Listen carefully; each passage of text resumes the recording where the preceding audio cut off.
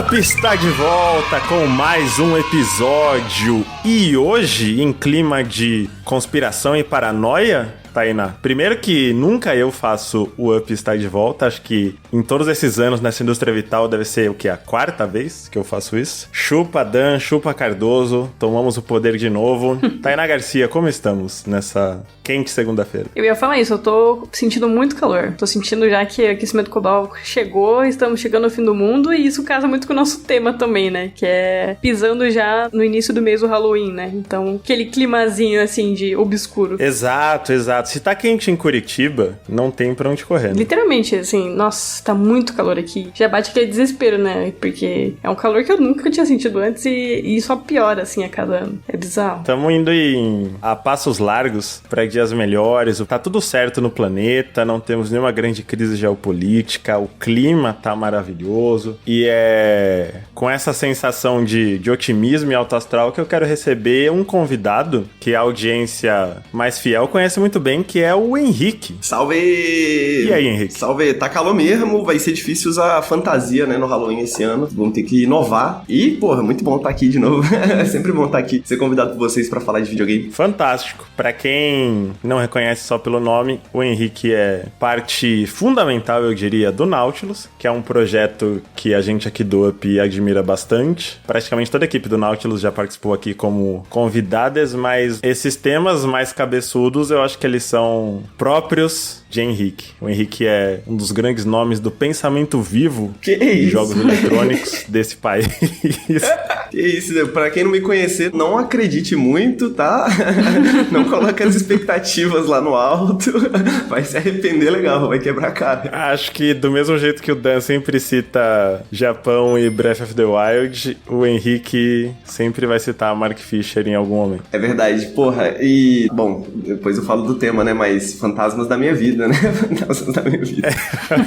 Olha aí, já. Eu joguei, essa foi bem Haikyuu. Eu levantei pra você cortar, pra já tirar isso da frente. Hoje o episódio vai ser rauntológico, filho. Pá! Não posso continuar, não existe a menor possibilidade de eu continuar em paz sem saber se a Tainá tá bem, porque eu sei que ela tá com calor, mas como você tá, Tainá? Tô bem, tô tranquila, já passei aí da febre Silksong e estou entrando numa nova febre, se chama Hades 2, então é basicamente de uma poça muito densa pra outra, né? E eu ainda nem joguei o Claro Obscur, que é literalmente o próximo que eu vou jogar, então tô pulando de um jogo pra outro, assim, e me afundando completamente neles, assim. Cara... Mas eu tô bem, tô tranquila, só reclamando de calor mesmo. Pior que eu tô muito no hype de saber quais vão ser as suas impressões de Claro Obscur, porque você panfletou muito o Metaphor Refantage ano passado, que eu nem joguei ainda, né? Mas eu sei que você tem muita bagagem com RPG de turno, com RPGs japoneses. Sim. E boa parte do fandom de Claro Obscur não tem tanto. Isso não é nenhum demérito do jogo, tá? Mas acho que muita gente elogia efusivamente coisas que ele faz que outros jogos já fizeram. Eu fico muito curioso pra saber o que a Tainá vai achar. Eu terminei ontem o Claro Obscur, então coloque nessa lista aí, estou na fila, quero saber a opinião. Pô, gigante. Curtiu? Fala sim ou não?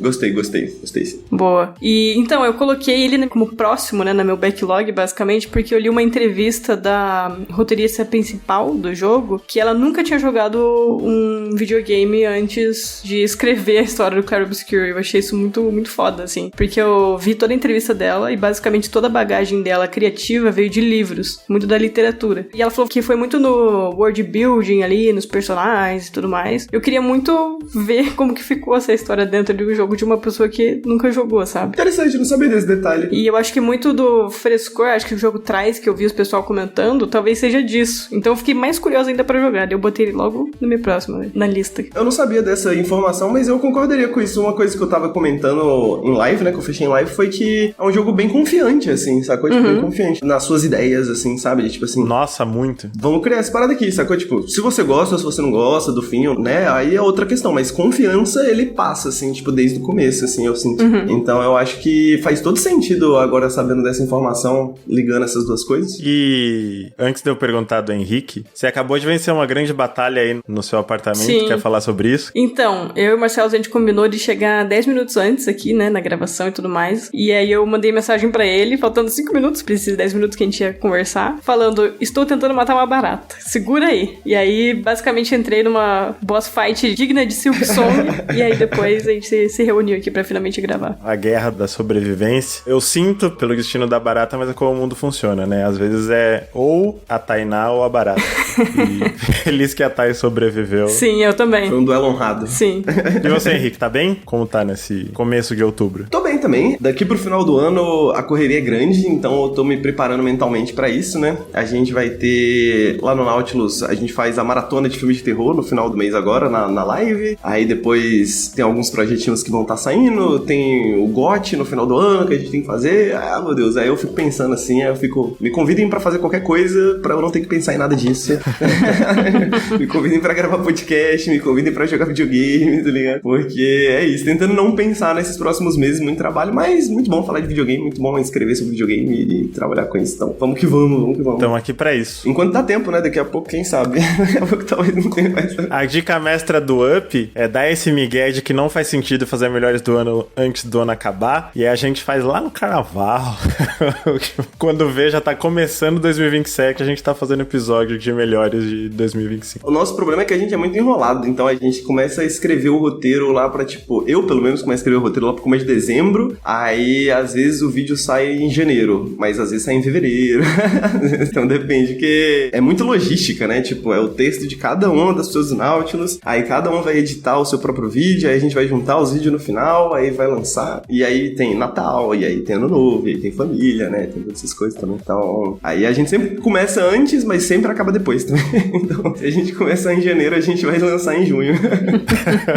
E é por isso, você que tá ouvindo esse podcast, é por isso que eu quero convidar todo mundo pra apoiar esse projeto na Aurelo, porque vocês veem a bagunça, o caos, o quanto que a gente se antecipa nessas tretas, tem todo um calendário de jogos eletrônicos que a gente tem que ficar de olho. E o Up só continua de pé, lançando episódios semanalmente, porque pessoas de muito bom coração e com alguma sobrinha bem modesta no orçamento ajudam a gente na Aurelo. O endereço é orelo.cc/up-podcast. Você vê que eu faço pausas porque é difícil de lembrar a URL sem estar escrevendo ela. Digitar é muito fácil, mas falar em voz alta é sempre complexo. Mas é isso. E qual que é o financiamento coletivo do Nautilus, Henrique? O nosso financiamento coletivo lá do Nautilus é apoia.se/Nautilus, se o pessoal quiser conhecer o nosso trabalho. Inclusive, acho que a gente deve comentar, né, mas tem algo temático com o episódio de hoje no podcast exclusivo para apoiadores, eu mandei pro Marcelo, inclusive. E fiquei sabendo aí que se o Up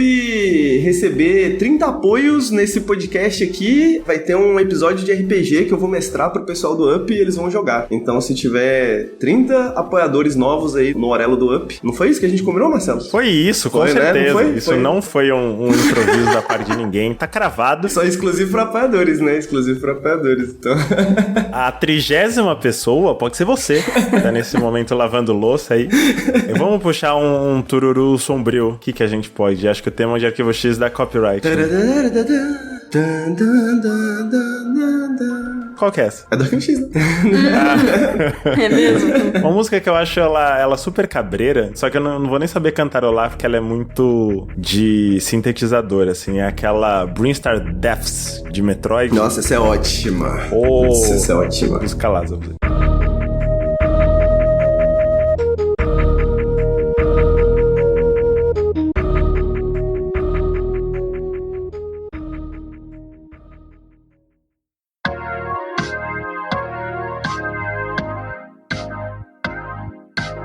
Eu acho que é um bom momento para dizer que a gente vai tratar aqui de temas que envolvem possíveis assombrações, sobrenatural, fantasmas. E se esse assunto te causa ansiedade ou é gatilho para você de alguma maneira, esse é um bom momento para parar o episódio, pular para histórias mais leves, ele vai estar marcado no Spotify, ou avançar para as conclusões também, se você não quer ouvir nenhuma história assustadora. Dito isso, vamos para lendas.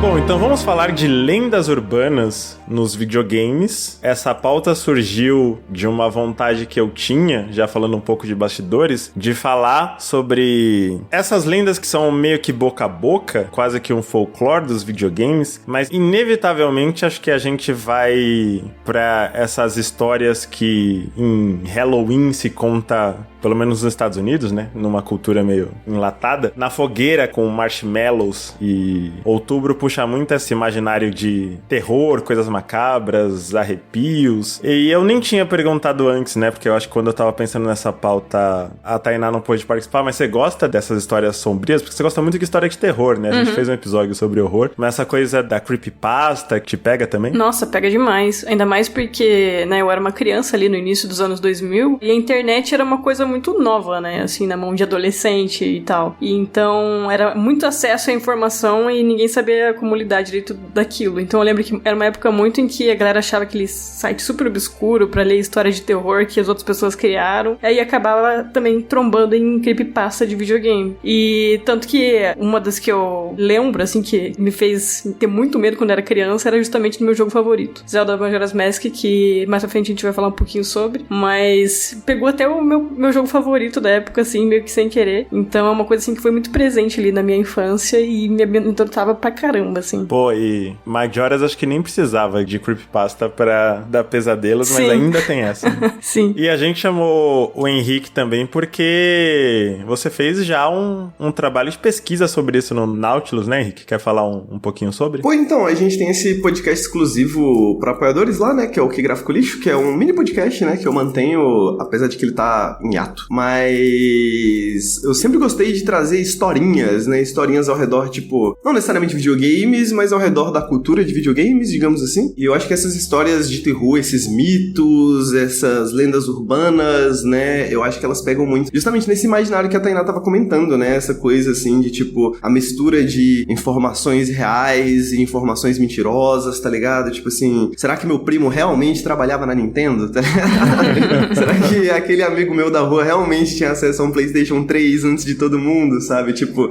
vira essa coisa meio, tipo, criança gosta de inventar essas coisas, né? As pessoas gostam de inventar essas histórias, e aí vai misturando com informações reais que hoje a gente vai descobrindo e vira essa coisa, sei lá, uma coisa que talvez seja um pouco maior do que a soma das suas partes, assim, né? Tipo, vira esses mitos, né? Meio malucos, assim, que a gente tem ao redor do videogame. Eu acho muito legal isso.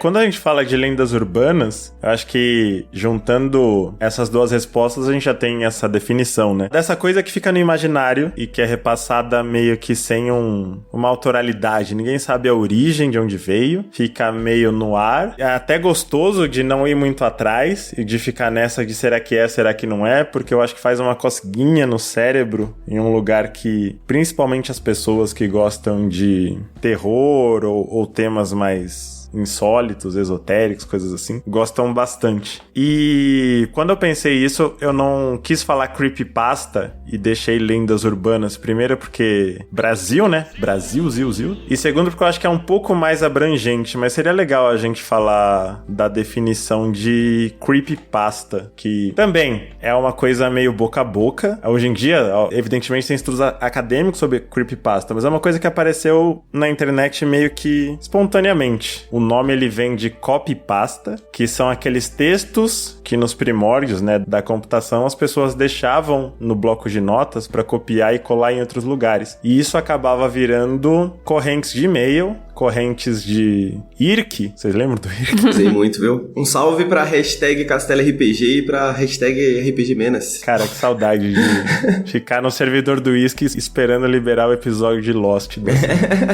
E aí, dessas histórias de correntes, né? Eu acho que corrente de e-mail dá a impressão de que ela sempre existiu, desde que a internet é a internet. E da ideia de copypasta veio a ideia de histórias que são macabras, assustadoras. Aquele lance meio repasse para 5 pessoas, ou eu vou aparecer atrás de você quando você for olhar a geladeira de noite. que são as creepypastas. Como foi essa relação de creepypasta? Que a Tainá já falou um pouco, né? Mas você lembra em que momento da internet que você teve esse primeiro contato com creepypasta? Foi Majora's Mask mesmo? Então, com creepypasta, era mais não ligado a videogame no início, porque eu tinha primos que eram mais velhos, né? E eles eram super festa de aniversário, abrir o PC e entrar no site pra ver fantasma, esse tipo de coisa, assim. E aí, de vez em quando eu ia olhar, eu procurava às vezes de videogame, porque era, né, o que eu gostava muito na época, né? Eu jogava muito. Aí eu lembro que eu acabei encontrando o Zelda, esse foi o primeiro que eu li, assim, e tal. E o primeiro que eu me inteirei na lore, basicamente, da creepypasta, assim. Mas meio que começou de uma forma super, né, natural da época, porque era uma coisa que a galera muito fazia, né? E nem era umas coisas muito dark, né? Além de foto de fantasma, era, sei lá, foto de um acidente, era umas coisas assim, porque o pessoal ia atrás porque era macabro, né? Porque gostava de sentir medo, essas coisas assim. E, de novo, né? Internet era uma coisa nova e a galera meio que não sabia lidar com tanta informação ao mesmo tempo. Então, era muito, assim, da influência do meu convívio mesmo social, e aí eu acabei indo pesquisar um pouco, puxando porque eu gostava, que era videogame. Pô, total. Teve também a época um pouco anterior, né? Um pouco não, bastante anterior, que acho que antes da internet já se falava bastante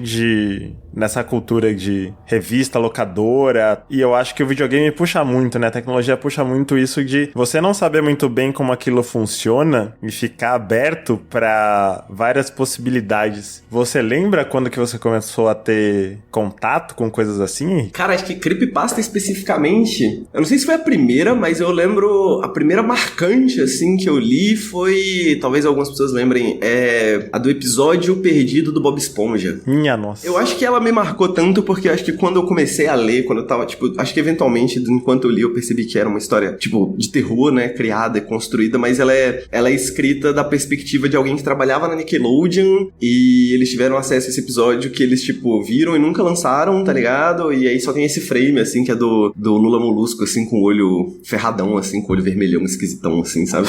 E aí eu lembro que essa foi a primeira, assim, que, tipo, me marcou, assim. E aí eu acho que eu já entendi o que era o conceito, mas talvez eu não me interessava, assim. E aí depois disso foi que eu fui ler todas as mais famosas, assim, né? Tipo, putz, tem uma da caixa de cartas de Pokémon, ou é da fita de Pokémon, sei lá. Tinha várias, né? Mas eu acho que eu me interessava meio que por essa perspectiva de que era meio ficção na internet, digamos assim. Sabe? Tipo assim, ficção na internet que as pessoas estão só publicando e tá meio que viralizando pelo próprio poder da ficção, assim. Eu lembro quando eu entrava nos fóruns, eu já gostava de escrever umas besteiras, né? Inclusive, foi muito curioso que a Tainá tava falando da briga com a barata, e uma das primeiras coisas que eu escrevi num fórum, assim, sei lá, eu tinha uns 14 anos, foi de uma briga com a barata, assim, sabe? Tipo, super dramatizada, assim, sabe? Tipo, o meu quarto era muito apertadinho e as baratas, elas sumiam, eu ficava a noite inteira ali procurando elas, tá ligado? E aí, eu lembro de escrever sobre isso, e a galera comentar, assim, kkk, pô, legal e tal. Eu já meio que, pô, não sei, será que é isso que eu quero fazer? Escrever e tal? E aí, Copypastas foi meio que nessa linha, assim, sacou? Tipo, caraca, tem essa galera escrevendo essas histórias de terror super interessantes na internet, super relacionada à cultura popular, né? Tipo, super com referências pop, né? Tipo, Bob Esponja, videogames e tal. Acho que talvez porque era a primeira vez que eu tava vendo, sei lá, videogame sendo usado meio que literariamente, de certa forma, sabe? Tipo, essas referências de cultura pop que a gente cresceu sendo usado de uma forma meio literária, assim, sabe? Eu achava isso interessante dessa forma. Pô, demais. E eu acho que, mesmo antes da internet, né? Eu cresci num contexto, eu só não lembro a idade do Henrique, mas eu sei que eu sou o mais velho da equipe do podcast tranquilamente. E eu peguei muito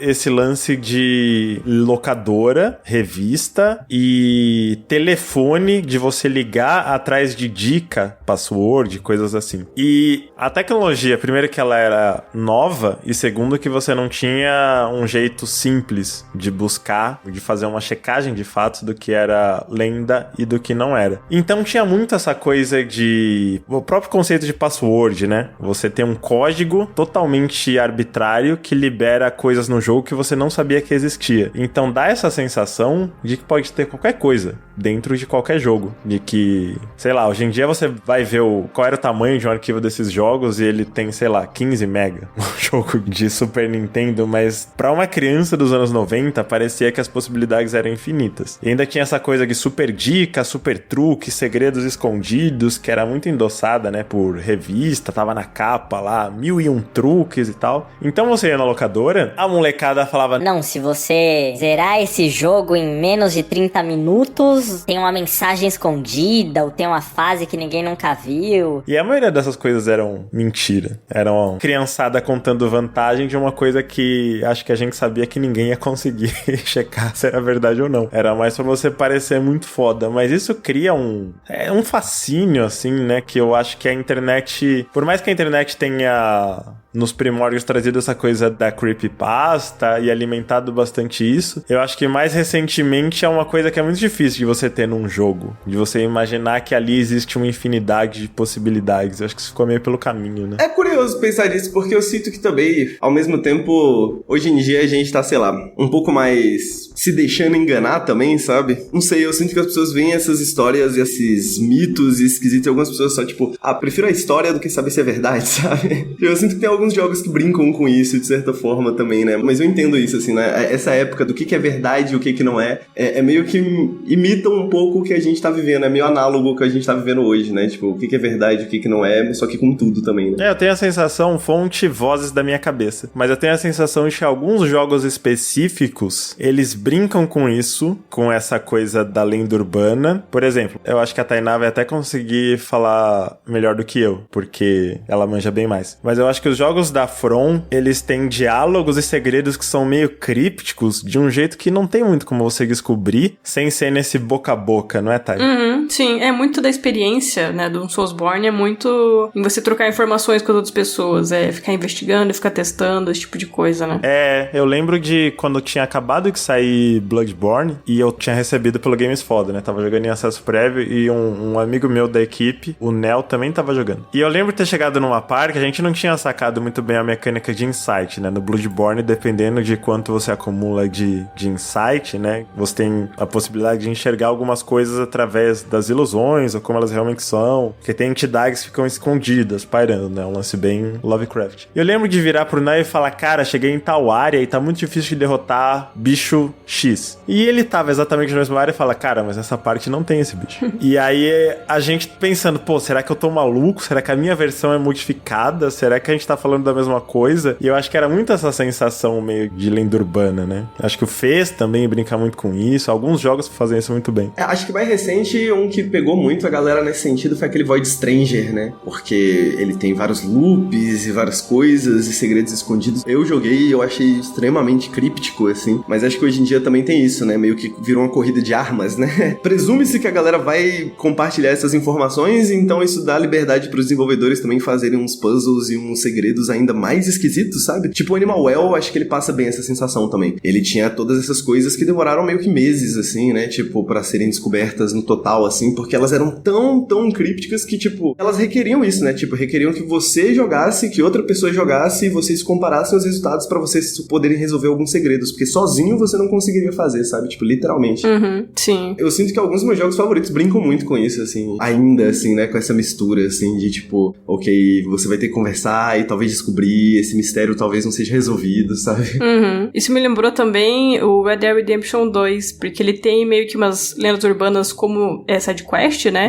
Mas também tem algumas missões que elas ficam meio inacabadas de forma proposital e a galera ainda fica noiada achando que tem alguma coisa escondida que ninguém descobriu até hoje. Por exemplo, a missão da pescaria, tem o último peixe lá, que é o peixe pica da galáxia lá, e daí quando você vai pescar ele, o cara que tá com você é pescado pelo peixe e desaparece, a missão acaba aí. Só que a galera entrou numa pira de que o peixe existe e foi atrás de mod, olhar os arquivos do jogo pra ver se tem a aparência do peixe, como conseguir, né, pegar esse peixe. E também a princesa, que é um cartaz de procurada, assim, de uma menininha que ela sumiu, que ela se tornaria meio que uma princesa de um lugar lá. E aí o pessoal, fuçando os arquivos do jogo, achou lá o modelo dela adulta. E daí também tem essa pira de que ela está escondida em algum lugar do jogo e ninguém achou até hoje. Nossa, total. E acho que mistura isso também, né? Hoje em dia a gente tem acesso até o código-fonte, né? De muito jogo, né? Então, tipo, esqueci o nome, né? Mas a galera que vai procurar esses arquivos, assim, e tal. A gente tem essas informações que antigamente a gente não tinha como ter, né? São data miners, né? Data miners, isso. Data miners. Informações que a gente não tinha como ter antes, né? E aí, tanto algumas coisas são confirmadas ou desconfirmadas em relação a isso, mas também surgem outros mistérios, né? E existe isso também de que hoje a gente tem desenvolvedores escondendo coisas coisas nos arquivos, sabendo que os dataminers vão encontrar, pra meio que já criar também outros mistérios secundários, sabe? Tipo, então, é meio que uma corrida de armas de mistério mesmo.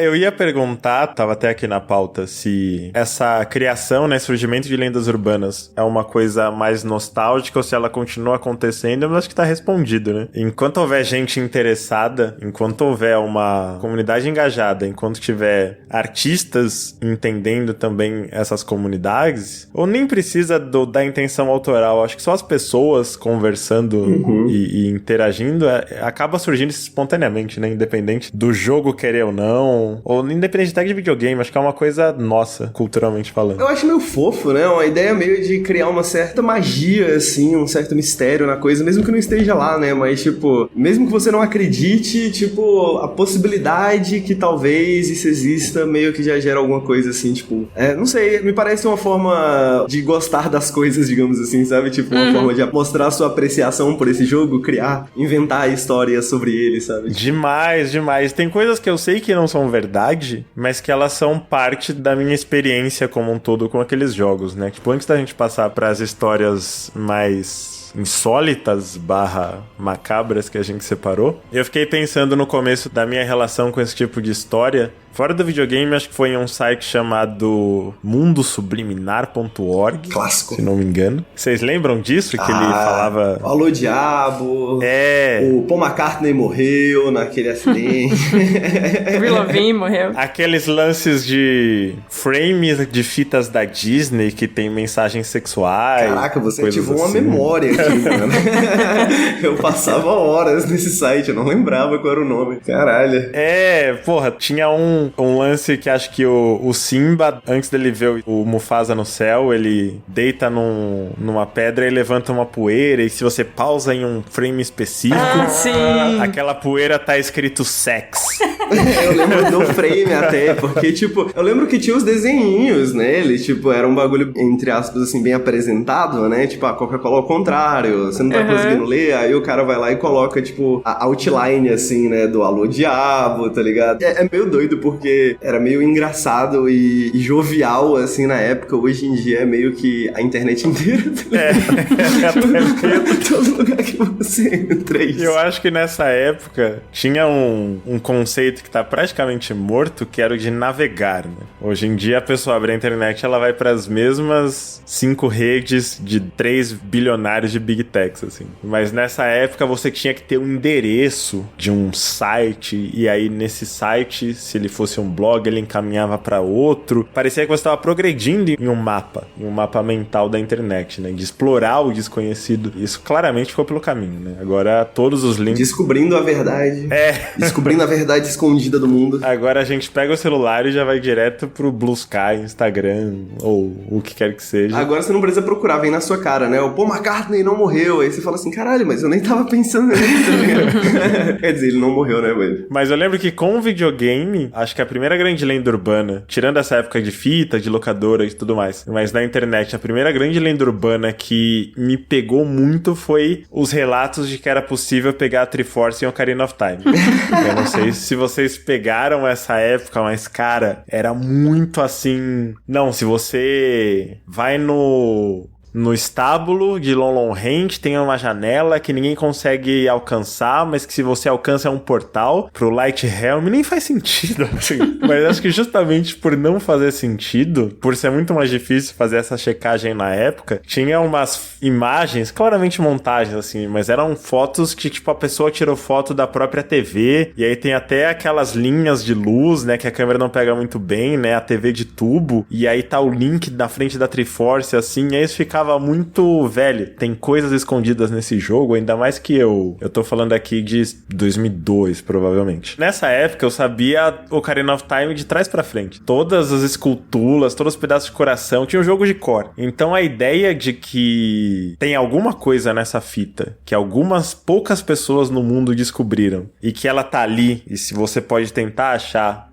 a qualquer momento. Nossa, tem uma magia nisso, né? Você lembra disso, Thay? Não sei se você chegou a pegar a época do Triforce. Então, essa específica do Triforce eu não lembro. Mas eu lembro muito que era uma coisa muito comum entre, né, jogador mesmo, eu ficar falando, dá pra fazer isso em tal jogo, dá pra fazer aquilo. E era uma coisa assim que nem você falou, a gente não conseguia checar, a gente acabava acreditando que existia uma coisa super escondida dentro do jogo, né? E que nem a gente comentou, é uma coisa muito... mostrando muito nosso apego, né, também com o jogo. Por exemplo, você falou que você sabia o Zelda Ocarina of Time de cor, mas essa sensação de que existia ainda uma pontinha que você não conhecia é uma parada, assim, especial, né? Nossa, demais. E as pessoas ficavam se apegando a cada detalhe, tipo, sei lá, um polígono que ele tá meio que fora da textura no horizonte do deserto de Gerudo, aí ele parece uma pirâmide. E aí falavam que naquela pirâmide que tava a Triforce, porque em A Link to the Past é no topo de uma pirâmide que ele aparece, sabe? É como o Henrique falou, é até fofo. E a gente separou, né, cada um de nós três, a gente escolheu algumas histórias que a gente queria contar pra audiência com mais detalhes e apresentar pra vocês. E, como é de praxe nesse tipo de pauta, eu quero começar com o convidado. Henrique, faça as vezes. Pô, que você quiser trazer aí, é nóis. Demorou, então. Eu vou trazer a menos pesada, então. A menos pesada. A que eu acho que se relaciona com o que a gente tá conversando, porque eu trouxe duas, né? Uma que é a que eu vou falar agora e a outra que eu acho que é a única história de fantasmas de verdade dos videogames, mas a gente pode conversar sobre isso depois. Queria só fazer um comentário também que eu tava pesquisando aqui e eu descobri que existe um termo do TV Tropes que é Urban Legend of Zelda. Que é tipo lenda urbana de Zelda. Cara, que incrível. Que são dessas lendas urbanas ao redor de videogame. Pois é, você falou do Zelda, né? Do Ocarina of Time. Pra mim, acho que a primeira que me pegou foi muito o Shadow of the Colossus, assim, porque, sei lá, podia estar escondido ali, né? Era o tipo de jogo que, sei lá, vai que, né? Às vezes é bem possível. Mas eu lembro, a que eu lembro, assim, dessa época, assim, de ouvir muito, só que eu não tinha o 64 pra testar, era o do Luigi no Mario 64. De que o Luigi era acessível, né? Acho que o Luigi e o Yoshi, talvez, né? Era acessível no Mario 64, assim. E também tinha essa coisa meio do Zelda, né? Era uma coisa meio de skill, né? Então você tinha que pegar todas as estrelas, você tinha que fazer não sei o que, você tinha que, tá ligado? Pegar umas estrelas secretas, não sei o que e tal. E assim você liberava o Luigi. Então, pra quem tava, sei lá, eu mesmo não tinha um Nintendo 64, né? Então eu jogava na casa de um amigo meu, ou jogava na locadora. E aí, tipo, não vou conseguir pegar 120 estrelas, né? Então é aquela coisa que é, tipo, pode ser que sim, tá ligado? Pode ser que exista de alguma forma ali, né? E o que eu acho interessante dessa parada do Mario é porque o Mario 64, eu acho que talvez por conta da popularidade dele também, né? Não sei, talvez tenha alguma coisa no jogo em si, mas ele é um presente que continua dando, né? Que continua vindo, assim, né? Porque a gente tem essas lendas dessa época e eu sinto que a gente foi acumulando lendas sobre Mario ao longo do tempo, até que hoje a gente tem meio que essa uber lenda, sacou? Tipo, essa mega lenda que é todas as cópias de Mario 64 são personalizadas. Eu acho que entra nesse campo, assim, de que essa ideia que ela é tão absurda que ela não pode ser verdade, mas que as pessoas meio que gostam de acreditar de certa forma. As pessoas acham divertido de acreditar. E aí mistura-se também com algumas questões reais, que são, por exemplo, a gente tem alguns prints de demos ou de builds antigas do Mario, né? Tipo, foram mostradas em convenções em 1995, né? A famosa build de 95 também e tal. E você tem algumas coisas, assim, que não estão no jogo oficial, né? O jogo que eventualmente saiu. As pessoas meio que começaram a jogar essa ideia na internet de, pô, não, eu vi o Wario, né? Eu vi a cabeça do Wario, porque existe esse print, né? Então as pessoas começaram a criar coisas no próprio Mario 64 e falaram, pô, eu vi isso, eu vi aquilo. É sempre pequenos glitches, assim, sabe? É tipo, aquele Chomp, né, da primeira fase ali, da fase dos Bobombs, ele, tipo, não tem a pupila, então o olho dele é todo branco, sacou? Tipo, é só um negócio que acontece, assim, que pode acontecer, dizem, né? Dizem. E aí vem, junto com isso, pra meio que explicar todas essas ideias, né? Vem essa Uber teoria de todas as cópias do Mario 64 são personalizadas, de que existe uma IA dentro do jogo, que ela tá meio que, tipo, tirando algumas coisas e adicionando algumas coisas, ou mudando a dificuldade do jogo dependendo de quanto que você tá jogando, tá ligado? Dependendo de como você tá jogando, ou da sua sensação, do seu humor, tá ligado? De como você tá se sentindo, às vezes. E essa meio vem pra explicar todas essas coisas, né? E daí você vai procurar na internet, existem 1 milhão de icebergs e mitos e coisas, e eles têm nomes engraçados, assim, né? De tipo, tem o Ellie is Real 2401. Que acho que é a mais famosa, né? É, que é a do Luigi, justamente, né? Porque, tipo assim, quando você chega lá na área dos fantasminhas, né? naquele jardim que eles estão, tem uma fonte e tem a estátua da estrela. E na estátua da estrela tem essa placa que não dá pra ler porra nenhuma. Mas a galera jura que tem escrito L is Real 2401. Curiosamente, essa mesma placa, esse mesmo asset, tá no jogo do Zelda, que tem um texto, né? E o texto é tipo... É algum texto, sei lá, das montanhas lá dos Gorons, tá ligado? É tipo Dorongo Dongo, tá ligado? Um negócio assim, a galera fala, ué, L is Real é Dorongo Dongo, tá ligado? Alguma coisa assim. Eu tô vendo a imagem aqui, eu mandei pra Thay no privado também. Cara... Não dá pra ler nada, tá ligado? Não dá pra ler nada. Mas a galera jurava que, tipo... E esse é um dos mais antigos, né? A galera jurava que isso significava que o Luigi é real, que ele é algo que as pessoas querem que encontre, né? Que o Luigi tá lá. Mas pra mim, talvez, e aí por isso que eu escolhi essa história, né? Eu acho que a maior maluquice disso é que teve um leak de informações de desenvolvimento da Nintendo, e aí dentro do código-fonte, isso foi tipo em 2020, tá ligado? Dentro do código-fonte tinha o Luigi, tá ligado? Tinha o Luigi modelado, tá ligado? Tipo, pela Nintendo e etc e tal. Então, tipo, é meio que essa lenda urbana que existe há muitos anos, que era completamente maluquice, que, tipo, todo mundo já tinha meio que aceitado acreditar pela diversão, de certa forma. Ela meio que vem em 2020 e meio que é verdade, de certa forma, tá ligado? Ela, de certa forma, meio que é real, sabe? Tipo, o Luigi estava rolado. A lenda se pagou, né? É muito raro isso acontecer. Então, e aí o Mark Fisher... Esse vazamento, ele ficou muito famoso, né? Ele ficou conhecido como Gigaleak. Gigaleak, isso. Pelo tamanho dos arquivos que foram vazados. Tem até uns assets em altíssima resolução, daqueles pré-renders de Ocarina, assim, que pra quem é fã, vê aquilo depois de tantos anos, a galera ficou muito fascinada. E a descoberta do modelo do Luigi foi 24 anos depois do jogo ter saído, né? E pelo menos uns 20 anos depois das primeiras lendas terem surgido na internet. E se você procurar esse lance de Alice Real, você descobre que a IGN, por muito tempo, oferecia, acredito que ironicamente, né? Mas oferecia uma recompensa de $100 pra quem conseguisse provar que o Luigi estava escondido no jogo de alguma maneira. Exatamente, é verdade. Tinha essa recompensa da IGN. Incrível, inclusive, né? Tipo assim, caralho. Pra mim, acho que essa é a maior maluquice, assim, porque é meio... Falando sério agora sobre o Mark Fisher, ele tem esse conceito de... Não só ele, né? Mas eles tinham esse conceito de hiperstição, né? Como se fosse uma superstição que, ao mesmo tempo... Sabe aquela ideia de uma profecia auto-anunciada, assim? Mais ou menos nesse sentido, assim. E é meio que um exemplo disso, de certa forma, né? Tipo, a galera meio que acreditou tanto. E, tipo, talvez pelo fato da galera acreditou tanto, que a galera foi tanto atrás disso, talvez se não tivesse esse mito, talvez o modelo do Luigi tivesse lá, mas ninguém ia se importar, saca? Tipo, talvez só fosse algo que passasse. Mas uma coisa meio que puxa a outra, né? E assim, se a gente extrai toda a mobilização da comunidade, alguém achar um modelo não usado do Luigi em um jogo do Mario não é um fato importante.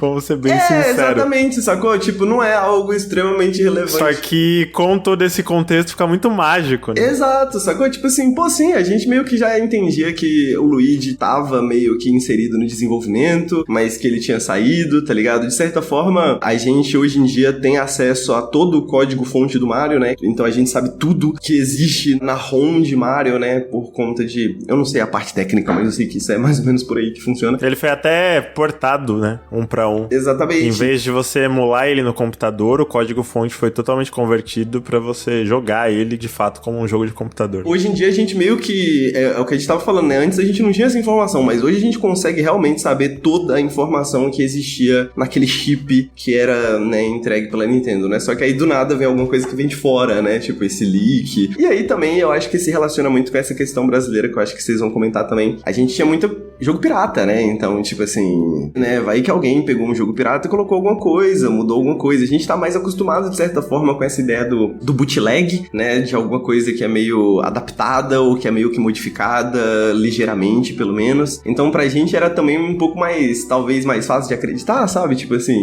talvez realmente não exista. Talvez a Nintendo nunca lançou o Mario com o Luigi, mas talvez algum pirata foi lá e colocou, sacou? Tipo, da mesma forma que a gente tinha várias ROMs, a gente tem até hoje, né? Várias ROMs esquisitas de, sei lá, Pokémon, sabe? Eu acho que... Acho não, né? É fato comprovado que a Nintendo pateava esses jogos. Não existia update online, né? Não tinha como você atualizar o jogo pela internet, obviamente, ainda mais num cartucho. Mas os cartuchos, eles tinham iterações com pequenas correções em versões diferentes, né? Você tem versões diferentes, né? Então, às vezes, tem essa versão perdida que só teve algumas cópias até que descobriram que existia um demônio dentro dela.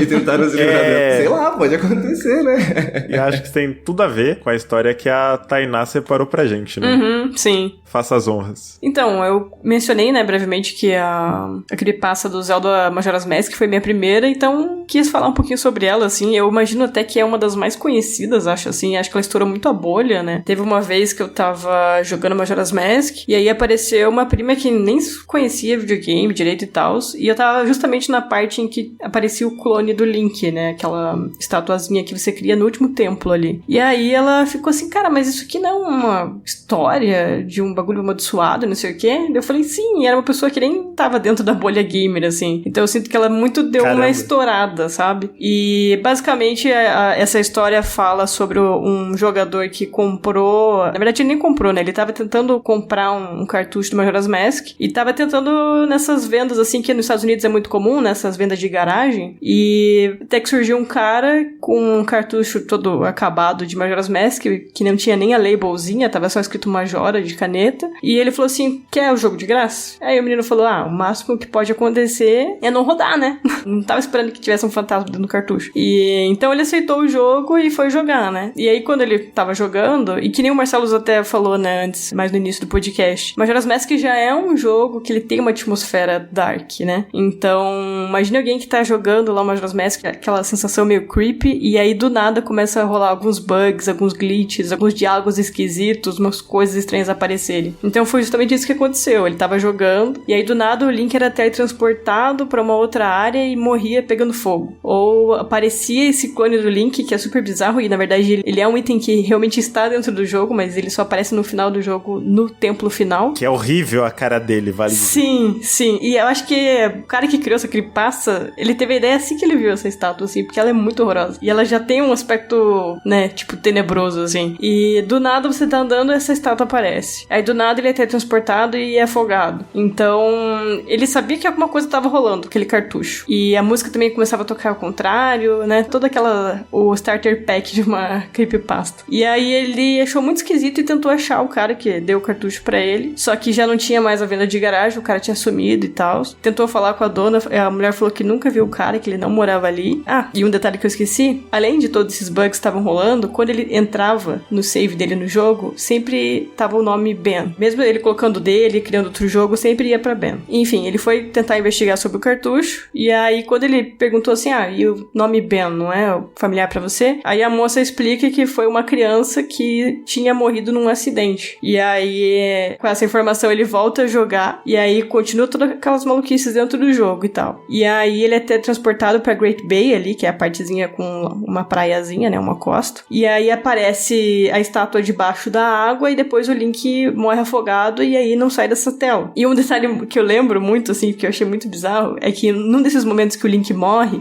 uma coisa também curiosa, tem muitos vídeos, né, dessa creepypasta. Acho que isso deixou ela tão popular também, porque não é só texto. Então você realmente consegue achar até hoje a gameplay, né, teoricamente, dessa creepypasta. Mas assim, diga. É legal ter os vídeos, mas ela é tão atemporal que só de você falando eu já tô, credo.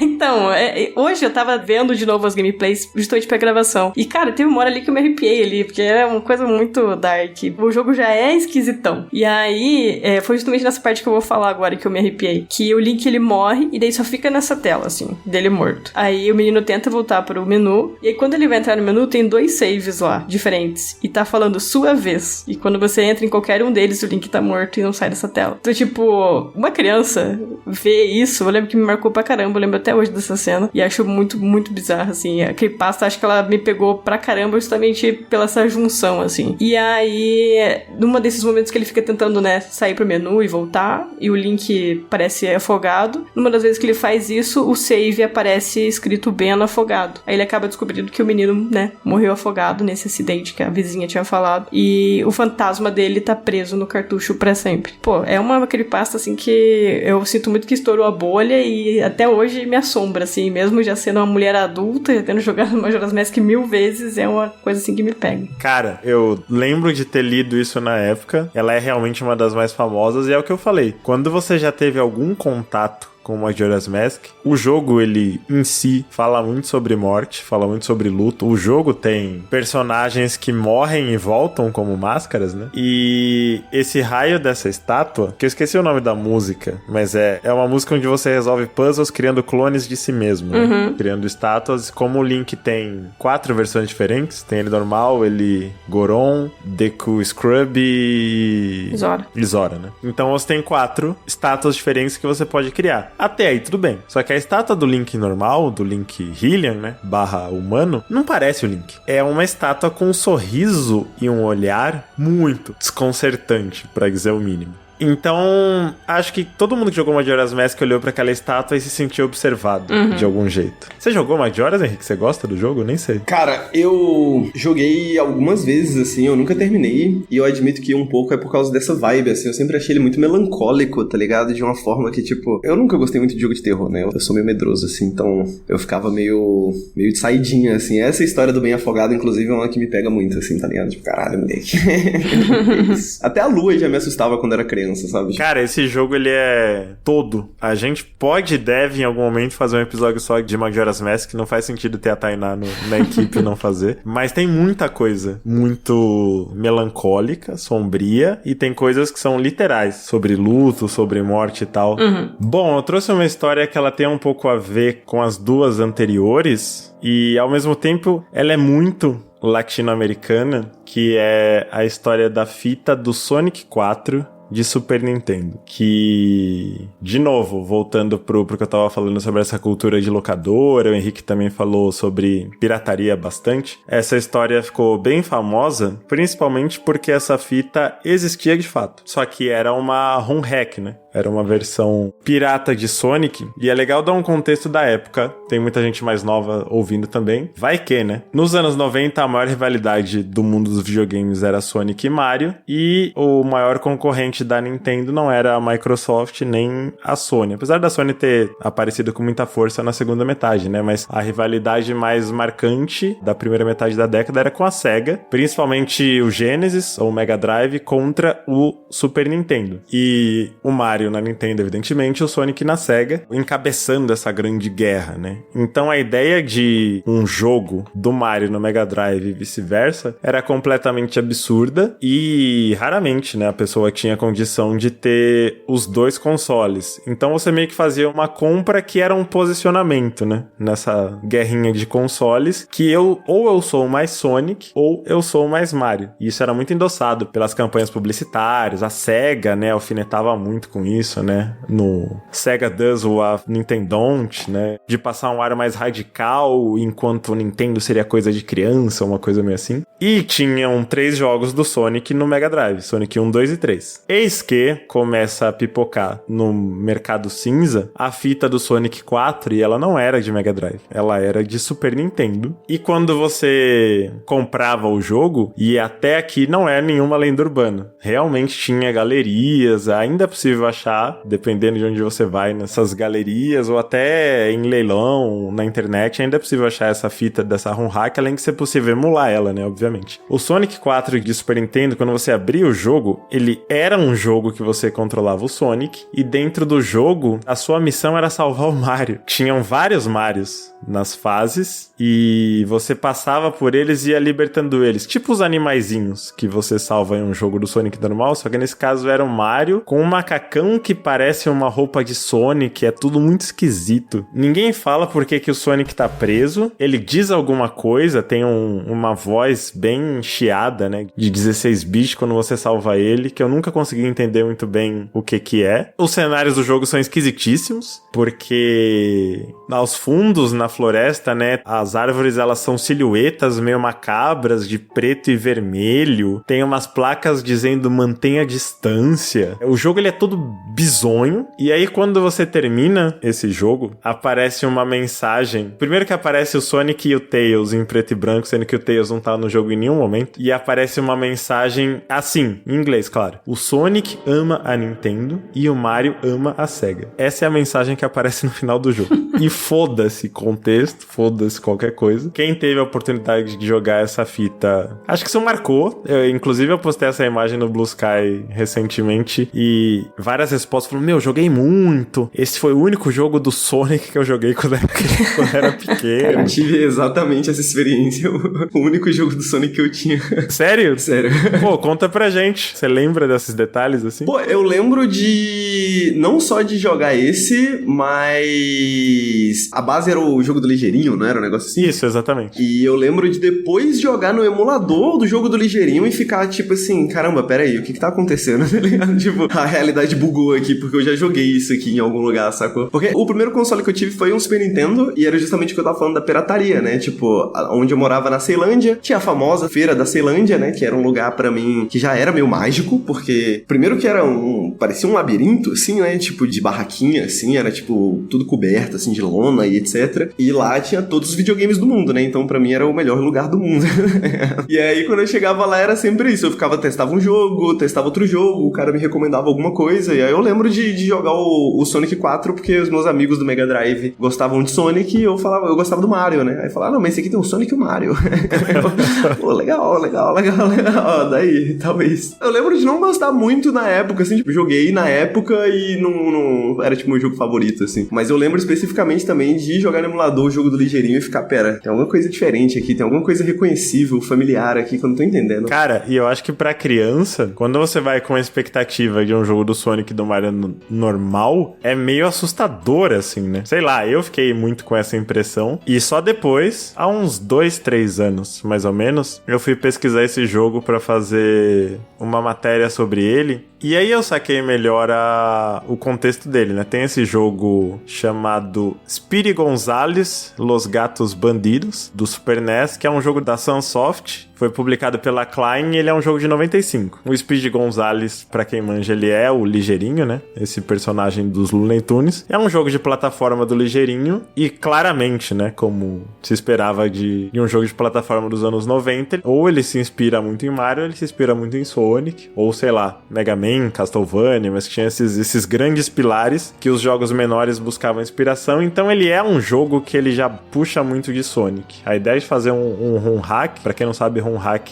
são essas versões das fitas, né, da ROM do jogo com modificações, os mods da época. O mais famoso que a gente teve aqui no Brasil foi o Mônica no Castelo do Dragão, que é um ROM hack de Wonder Boy, de onde você troca um personagem pelo outro, e aqui eles trocaram o Ligeirinho pelo Sonic, e esse Mario que você salva no jogo original são os ratinhos, né, que foram enjaulados, os amigos do Ligeirinho. E se fosse isso, tudo bem, mas não é só isso que essa ROM hack faz, né? O jogo é macabro. Eles trocam cenários de fundo pra essas árvores esquisitas, esse céu vermelho, essa mensagem no final totalmente sem contexto. Mas uma coisa muito legal que eu descobri pesquisando sobre esse jogo é que o grupo que fez ele, por isso que eu falei, né, que essa é uma lenda urbana bem latino-americana, o grupo que fez esse jogo é peruano. É um grupo chamado Twin Eagles e é o mesmo grupo que fez o Ronaldinho Soccer 97.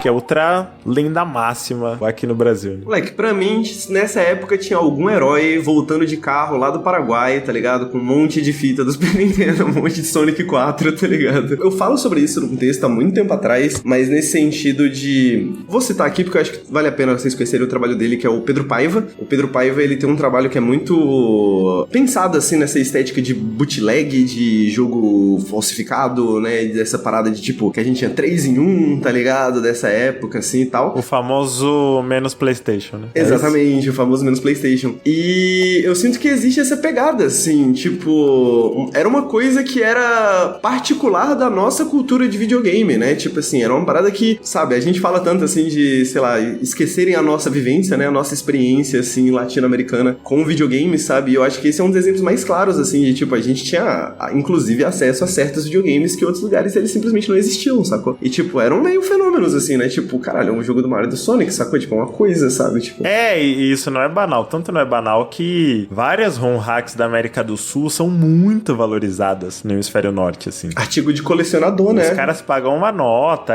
o próprio Mônica no Castelo do Dragão, mas eu acho que o feito mais valorizado é o Street Fighter 2 de Master System, né? Que foi um port da Tectoy, teve o aval da Sega, da Capcom e tudo mais, mas foi um port adaptado pro hardware do Master System que foi totalmente brasileiro e, cara, isso explode a cabeça da galera lá fora. O jogo é bom? Não. Ele nem de longe é tão responsivo quanto a versão de Super Nintendo, né? Mas o que ele faz principalmente visualmente falando, o que ele faz com o hardware do Master System é inacreditável. E eu acho que como um tudo, né? A Fernanda Torres falou isso depois do Oscar. A gente nem precisa desse reconhecimento externo pra dar valor pro que a gente tem. A gente é foda e a nossa história com videogames não é porque os consoles e as maiores franquias não vieram daqui que a gente não tem uma história foda, né? Que a gente não tem uma vivência muito brasileira, muito latina com jogos. E eu acho que entra aquela coisa que você tava comentando sobre, tipo, se a gente tem ainda espaço pra esse tipo de mistério, assim, né? E eu acho que existe esse mistério, né, nos videogames que a gente jogava, assim, que meio que as outras pessoas não sentiram, né? Tipo, isso é nosso, tá ligado? Tipo assim, isso é maneiro da nossa experiência, sacou? Tipo, como eu falei, essas ideias de lendas urbanas e tal, pra gente, de certa forma, fazia até mais sentido, porque essas coisas já estavam, de certa forma, meio inseridas na nossa cultura, né? Tipo, podia ter uma build esquisita, podia ter uma modificação esquisita feita em algum lugar, que a gente teve acesso e outras pessoas não tiveram. Tinha ainda a barreira do idioma, né? Que deixava as coisas ainda mais crípticas. Pô, perfeito, total. Não sei se você jogou Tunic. O Tunic brinca muito com isso, né? O Tunic é jogar videogame quando você é criança no Brasil, né? Você tem um idioma que você não conhece e todo mundo fala daquele jeito e tem um manual todo daquele jeito. Você conhecia o Sonic 4, Thay? Já tinha visto? Não, esse eu não tinha visto. Tava até, inclusive, vendo a gameplay aqui. Eu também tava vendo a gameplay e quanto mais eu vejo, mais eu lembro, assim, eu tipo, caralho, quantas memórias. E aí, no fim, uma coisa pra você ver como essas histórias de comunidade, ou mesmo essas coisas mais regionais, elas são poderosas. Acabou que, eventualmente, em 2010, passou a existir um Sonic 4 de fato, ninguém lembra que esse jogo existe. Assim. Ele é muito mais esquecível que o Sonic 4, o peruano, pirata de Super Nintendo. Porque se as pessoas forem lembrar de Sonic 2D tendo repercussão e aclamação, recentemente elas vão lembrar ou de Sonic Generations ou de Sonic Mania, principalmente. E então o Sonic 4 foi totalmente esquecido no churrasco. Eu acho que ele não é canônico. O Sonic 4 de verdade é esse daqui. Eu estou de acordo. Cara, pra aproveitar ao máximo aqui a presença do Henrique, a gente tem tempo de você trazer mais um jogo. Você falou que a primeira lenda era menos macabra, agora acho que você pode ir com tudo. Tá, então... que responsa. Você gosta de basquete, Marcelo? Você curte basquete? Gosto bastante. E você, Tainá, você curte? Não tanto. Sou mais de futebol. Vocês já ouviram falar do Petrovic? O Drazen Petrovic? Ele foi um dos primeiros atletas da NBA que veio de fora, né? Do leste europeu. Ele era croata, né? Bom, entrando nisso, o que aconteceu? Isso se passa mais ou menos ali em 93, porque o que acontece em 93? Bom, eu nasci, saiu Doom, saiu o NBA Jam, que é esse jogo feito pela Acclaim, né? Inicialmente desenvolvido como arcade games pela Midway, que também estava no Mortal Kombat. Só confirmando esses detalhes, né? Então, eles estavam ali meio que nessa, né? Fizeram esse arcade da NBA Jam que foi muito sucesso nos Estados Unidos. A pegada desse NBA Jam é que ele é meio basquete, mas meio bobo, assim, sabe? Meio arcadezão, assim mesmo no sentido que a gente fala hoje. E a galera jogava bastante isso e ele saiu um pouquinho depois ou um pouquinho antes, se eu não me engano. Eu lembro de ter procurado essa data, mas ela é meio inacessível hoje, porque acho que é meio discutida, na real, essa data, mas foi um pouquinho antes do falecimento do Petrovic num acidente de carro na Alemanha Oriental, na época, né? O que era ali a Alemanha Oriental na época, né? Ou que já tinha se tornado, mas enfim. Enfim, onde que entra a questão aqui? O Petrovic, ele era esse jogador grande na época e ele foi colocado dentro do jogo, né? Tem o personagem Petrovic. E assim como todos os outros jogadores, também tem o narrador, né? Falando às vezes, tipo, o nome dele ele, né? Tipo, ele faz alguma jogada com ele, o narrador fala Petrovic, né? Tipo assim, pá, pegou a bola. Esse jogo tem várias frases marcantes, né? A galera gosta bastante da narração desse jogo, assim, lá nos Estados Unidos e tal, é bem comum. E a história que rola e o bizarro dessa lenda urbana é que essa lenda urbana, ela não vem dos jogadores. Tipo, ela começou a rolar ali, ser falada talvez entre os jogadores do jogo, né? Os jogadores do arcade, mas ela meio que foi confirmada pelos desenvolvedores. Existe uma entrevista na ESPN em 2008, sabe? Tipo, então, muito depois do jogo ter sido lançado, ou seja, não tem nenhuma razão necessariamente pros caras mentirem, sabe? É tipo um bagulho histórico já, praticamente, né? Tipo, 15 anos antes. Um dos desenvolvedores do jogo fala que eles estavam jogando de madrugada, assim, nos arcades que eles tinham lá na Midway. Eles estavam jogando Mortal Kombat, no caso, né? Eles não estavam jogando NBA Jam. Só que tinha um arcade da NBA Jam do lado, no menu. Sabe? Tipo, no menu, tocando a musiquinha ali daquela introdução, aquele bagulho que fica repetindo, assim, dos arcades, né? Tipo, né? Coloca a moeda, press start e tal. E aí eles falaram que acontecia esse bug, volta e meia, assim, que o narrador falava Petrovic. Tipo, no menu, em momentos que não era pra estar acontecendo nada, que não era pro narrador falar nome de jogador nenhum, sacou? E o narrador falava assim, Petrovic. E dizia que isso acontecia às vezes, assim, tipo, ninguém sabia por quê. Tipo, não tinha nada na programação, não era necessariamente um defeito da máquina, tá ligado? Tipo, ninguém sabia exatamente qual que era a razão, mas que, segundo o desenvolvedor do NBA Jam, o cara que trabalhava na Midway, que foi entrevistado, né, pela ESPN, ele falou que isso realmente rolou, mano. E algumas pessoas dizem que isso rolava, tipo, sei lá, no arcade deles, eles estavam jogando alguma coisa assim, e que eles ouviam isso, assim, do arcade bugando, e falando Petrovic depois do falecimento do jogador. Cara, não sei nem o que você falou. Por quê? Que alguém, sem nenhum vínculo mais com a empresa, nem se falava mais do console, do jogo mais, por que alguém ia inventar um troço desse? Pois é isso que eu não entendo, tipo assim, não sei se o cara queria manter a lenda viva, sacou? Porque, tipo, ele é perguntado isso na entrevista justamente porque já existia essa história, né? Mas não sei se ele fala isso pra, tipo, manter essa lenda viva porque ele acha que é interessante ou engraçado, mas ao mesmo tempo, de todas as histórias de terror que a gente comentou e de creepypastas, essa, tipo, seria a menos, tipo, por que fazer isso com a memória dessa pessoa, né? E, tipo assim, me parece meio... Se fosse inventado, me pareceria muito escroto, tá ligado? Então, não sei se a pessoa tem muita motivação pra inventar isso, assim, sacou? E sei lá, às vezes só bugou o bagulho mesmo e por acaso, coincidentemente, o bagulho fala Petrovic, mas sei lá, né?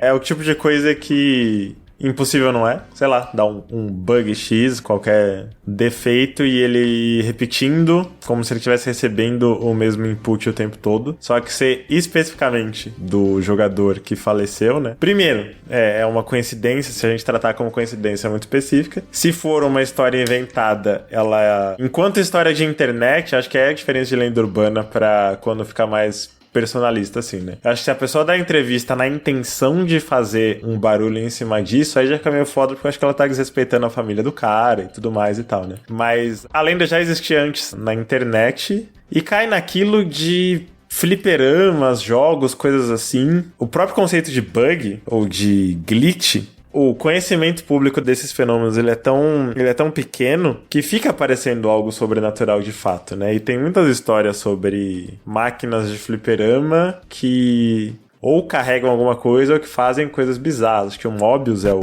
exemplo mais famoso, né? De que tinha uma máquina de fliperama que tinha sido modificada pelo FBI e as pessoas... Polybius, né? Isso. Por que eu falei Mobius? Mobius, se eu não me engano, é um bagulho do Borges, né? Sei lá. Enfim, mas era essa mesmo. Essa lenda do fliperama que seria meio que um experimento sociológico que mexia com a cabeça das pessoas. Essa é até bem famosa. Apareceu nos Simpsons até. Inclusive, eu fiz um episódio também sobre esse caso específico e eu acho que ele é interessante nesse sentido, né? Dando um resumo pra não colocar outra história aqui, né? Mas é isso que o Marcelo falou, né? Tipo, esse arcade que supostamente fazia as pessoas fazerem coisas que ninguém sabia onde é que é. Hoje em dia tem jogos, digamos assim, reinterpretações desse jogo na internet que você pode encontrar. Só que ele é muito curioso porque ele tá nos anos 80, né? E depois tem um caso de em 96, alguém já no começo da internet, um cara que tinha um site que falava sobre arcades antigos, meio que traz essa história à tona de novo, o que faz com que ela ganhe mais corpo e etc. Mas também combina muito com a parada da época da Guerra Fria, né? Porque, tipo, o MK Ultra, a gente sabe hoje que ele de fato existiu, né? No sentido de que, de fato, houveram experimentos psicológicos feitos pela CIA em pessoas e etc e tal, sabe? Então, tipo, acho que dentro daquela paranoia ali, fazia muito sentido pras pessoas, videogame é uma coisa nova, a gente não entende por que as pessoas estão passando tanto tempo nos arcades, tá ligado? Por que tem essas filas enormes. Então, tipo assim, sei lá, deve ser um experimento da CIA, sabe?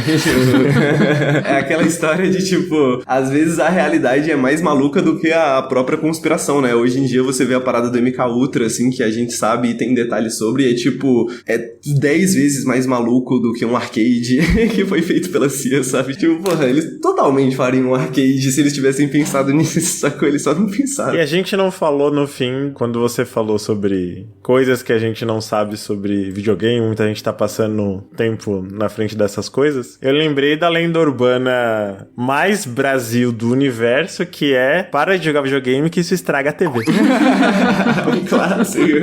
Sim. Um clássico. Pô, a gente pincelou o assunto, mas tem muitas, além dessa que estraga a TV, né? Tem muitas lendas que a gente não citou, e eu queria ouvir do pessoal nos comentários se vocês gostariam, né, de mais episódios com esse tema, porque a gente não falou de Lavender Town, a gente não falou... O próprio Polybius foi citado bem brevemente, a gente não falou de fitas de Atari enterradas no deserto. Me perguntem sobre Neopets ter sido comprado pela Cientologia. Pô, vamos ter que ter um segundo episódio só pra esse tema. Tem o Herobrine também, que eu sei que a Tainá sabe bastante, conseguiria contar pra gente. Então, digam pra nós se vocês gostaram do tema, se vocês ficaram cabreiros, se vocês conhecem histórias, porque tem muito isso também, né? Tem gente que passa por situações que viram creepypasta porque a pessoa chega na internet e fala: gente, tal dia aconteceu tal coisa. Então vai que surge uma nova creepypasta de videogame nos comentários do Up. Eu nem perguntei, Thay, você conhecia essa história do NBA Jam? Não. Assim que ele começou a contar a história, eu já fui procurando o vídeo, vendo mais informação e fiquei meio cabreiro aqui. Cara, é bizarro. Um detalhe curioso desse jogo é que eu acho, não fui atrás dessa informação, mas eu acho que foi esse jogo que popularizou-se falar Boom Shakalaka. Foi. Cara, isso é incrível, né? Porque hoje em dia tem um narrador muito famoso no Brasil, o Rômulo Mendonça, que ele trabalha com NBA, trabalha com basquete, ele fala o Boom Shakalaka. Bum, bum, bum, shakalaka! E no fim, a origem dessa expressão é de um jogo de Super Nintendo. Quando alguém dá uma cesta muito foda. Pois é, porque tem acho que umas 2 ou 3 frases, mas eu acho que essa é a mais famosa, assim, o Boom Shakalaka, que são meio que popularizadas, tipo, estavam ali, mas meio que virou esse bordão, né, depois, e aí meio que se mistura de novo com a cultura de basquete, né? Até porque a cultura de basquete, especificamente nos anos 90, é o momento que o NBA tá meio que se tornando essa coisa meio que global, né? É o momento que a cultura tá se criando e todas essas coisas se misturam de alguma forma, né? Demais. Acho que dá tempo, antes da gente se despedir, de fazer um Up Indica, meio na surpresa, assim. Mas você tem alguma indicação, Thay, pra galera? Cara, eu acho que... eu vou indicar, mas com um aviso também. Eu tô quase zerando o Baby Steps, e eu tô meio que num mixed feelings com o jogo, assim, porque ele é muito idiota, mas assim, eu gosto de jogo muito idiota. Só que eu tô num eterno dilema se ele é só idiota ou se ele é idiota brilhante. Então, se você tem humor de quinta série, basicamente, dá uma chance. Mas eu ainda tô... é um jogo que me fez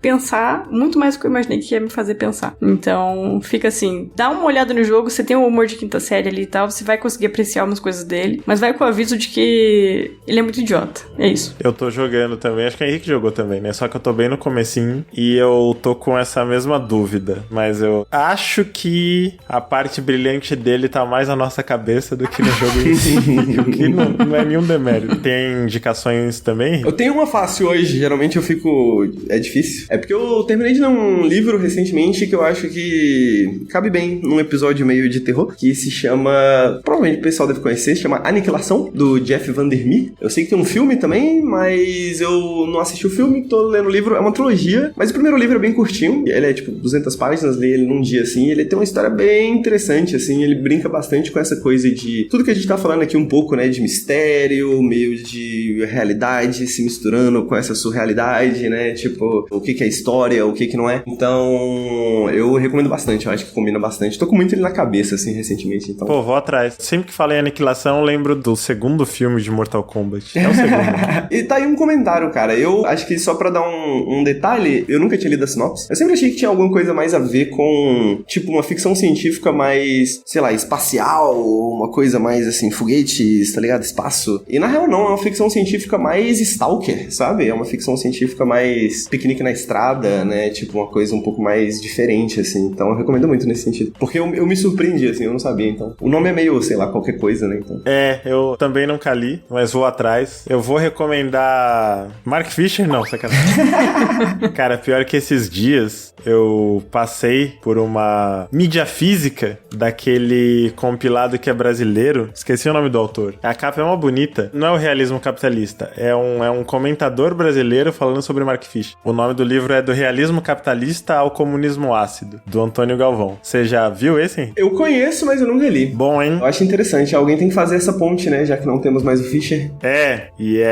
Além de ser Brasil, Zil, é o jeito mais acessível de você entrar nesse mundinho, porque muita coisa do Fisher, a gente tá falando Fisher, um breve contexto. Mark Fisher foi um filósofo / crítico cultural / analista político / teórico marxista, que a maior parte da obra dele comenta muito sobre cultura pop, né? E sobre essa transição tecnológica que a gente viveu do analógico pro digital. Ele organiza muito bem isso, porque por mais que Marx seja foda, é mais de século de diferença, então acho que ele atualiza muita coisa e infelizmente ele faleceu, né? Em 2017. E boa parte da obra dele tá no blog dele, até por ele ser muito dessa cultura, né? Dessa subcultura de blog, dessa coisa meio zine de internet, assim. E ele deixou essa obra não terminada, né? Que é justamente o comunismo ácido, né? Que era um certo projeto que ele tinha, que ele indicava coisas, mas ele nunca parou para escrever de forma sistemática sobre isso. Então hoje em dia rola um pouco esse processo, né? De vários autores tentando meio que revisitar a obra dele e tentar entender, tipo, aonde que ele queria chegar com essa ideia de comunismo ácido exatamente, né? Uma coisa interessante é que ele, fazer uma segunda recomendação, eu não tava nem brincando quando a gente falou de hauntologia, que ele tem o Fantasmas da Minha Vida, que é um livro bem interessante. Ele pega esse contexto de hauntologia, que é tipo o estudo dos fantasmas, né? Das assombrações do Derrida. E eu acho que se relaciona muito também com o episódio que a gente teve hoje, no sentido de quando a gente tá falando dessa cultura de gambiarra brasileira, né? De gambiarra latino-americana, dessas coisas do videogame que meio que desapareceram, mas que não desapareceram. Eu acho que a gente também tá falando desses fantasmas que o Mark Fisher tá falando, sabe? Essas coisas que, de certa forma, assombram nossa cultura, né? Não algo que a gente deva exorcizar, mas algo que talvez a gente devesse olhar e fazer as pazes e entender e olhar como que isso pode informar a nossa criação cultural, por exemplo, sabe? Tipo... Pô, nossa, é muito isso. Nem era essa a minha recomendação, mas em homenagem ao Henrique, procurem por Antônio Galvão, tem a versão de Kindle também. Eu quero ter o livro físico porque ele é lindíssimo. Fica a dica pra Thay também, se quiser entrar nesse iceberg, não tem como sair depois, mas enfim. Do Realismo Capitalista ao Comunismo Ácido, o legado intelectual de Mark Fisher. E pra mim é muito simbólico recomendar isso no episódio que o Henrique tá aqui, porque eu conhecia o Mark Fisher muito superficialmente, ninguém fala sobre ele nas cadeiras padrão de faculdade de filosofia, né? Eu conheci ele bem superficialmente, por frases feitas, né? Tipo, é mais fácil imaginar o fim do mundo do que o fim do capitalismo e coisas assim, que nem é dele exatamente, até onde eu sei. Mas... foi nas lives do Henrique, no canal do Nautilus de madrugada, provavelmente com o Henrique já bem chapado, que eu comecei a interagir mais com a teoria. E aí eu fui atrás de alguma coisa que organizasse, foi bem esse livro do Antônio Galvão. Daí você parte pras pancadas mais hard. Pô, maneiro, mano. Fico feliz de saber isso, porque alguém fez isso por mim também, tá ligado? Então é maneiro saber que estamos passando pra frente, tá ligado? Agora a gente tá fazendo isso pela Thay. Sim, já anotei aqui, pô. Ai, gente, é isso. O nosso, se possível, primeiro episódio de Lendas Urbanas com a presença do Henrique. Quero agradecer o Henrique, que já é de casa, né? Tá longe de ser a primeira e tá longe de ser a última participação do Henrique no Up, mas nunca é demais você fazer seu jabá, falar onde a galera encontra seu trampo e tudo mais. Pô, tamo junto. O espaço é seu. Muito obrigado pelo convite de novo. É sempre um prazer estar trocando ideia com vocês. Apesar de não ser o meu primeiro, é o meu primeiro com a Thay na mesa, né? Sim, então, verdade. É muito bom a gente trocar essa ideia. Pois é, eu faço parte do Nautilus Link. Você você pode encontrar a gente no YouTube, youtube.com/nautiluslink, pode encontrar a gente na Twitch, twitch.tv/nautiluslink. A gente tem o nosso Apoia-se, apoia.se/nautiluslink, e lá também tem alguns conteúdos exclusivos, então a gente faz bastante coisa nas lives. Acho que é uma coisa mais interessante de falar aqui é que no final do mês agora, a gente vai ter, no dia 25, 26, alguma coisa assim, no sábado, a gente vai ter uma maratona de filmes de terror. Então, se você gostou do episódio de terror, a gente vai ver filme de terror lá na live, e aí depois a gente vai apagar o void e fingir que nunca aconteceu, né? Porque a propriedade intelectual não bater na nossa porta. Então, vai ser um evento único. Você vê na hora, se não estiver lá, não tem mais. Se vocês quiserem aparecer, fiquem convidados, tá? É isso. Véi, brigadão pela presença, tamo junto. Vamos nessa, Thay? Bora, vamos nessa. Obrigada, Henrique, pela presença aí. Obrigado a vocês, gente. Obrigado mesmo. E pra quem perguntou do Dani Cardoso, merecido descanso, até porque a gente tá gravando isso bem na semana da BGS, né? Mas semana que vem, quero crer que a gente tá com força total por aqui. Forte abraço, hidratem-se bem, a tendência é o calor ser cada vez mais pancada, e cuidado aí com as fitas amaldiçoadas que vocês encontrarem pelo caminho. Tchau, gente, até a próxima. Nós. Tchau.